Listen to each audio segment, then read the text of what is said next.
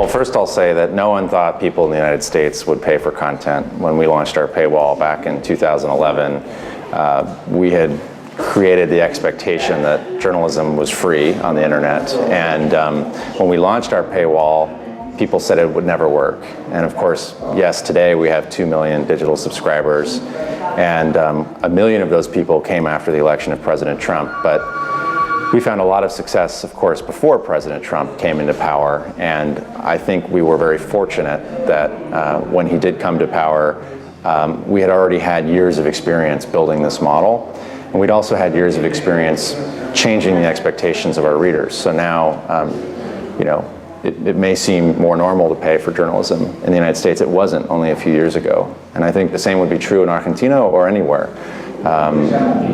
It's hard to start asking, but when you do and you start to change expectations, it can work. I think it can work in any country in the world.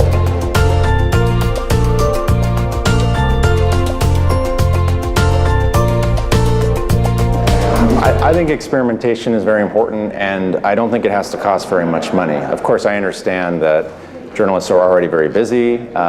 Maybe they're dealing with budget cuts, or they don't have a lot of extra time, and it can be difficult to spend time on other things that don't seem as important. But I think the power of the internet is that it has made so many of these platforms freely accessible. It is now possible for anybody, whether you work for a news organization or not, to tell a story to the world. We've seen so many stories go viral, not from professional journalists at newspapers, but from regular people. So I do think that there's always a little bit of time, and there's always tools available to try new things, and that it doesn't have to take over your job, but that it should be more and more a part of your normal routine.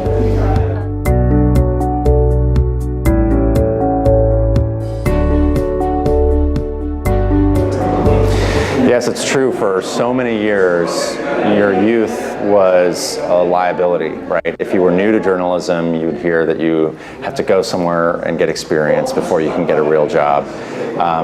And now, for the first time in history, youth is an asset. It's perhaps the best asset that anyone can have, because young people understand our new audiences and where technology is going, and are in some ways better equipped to help news organizations deal with those changes than anybody else. Now, that doesn't mean that any of these new innovations come at the expense of high quality, serious journalism, but I think it's very important to bring sort of a fresh take to some of these old standards that we all hold so dearly.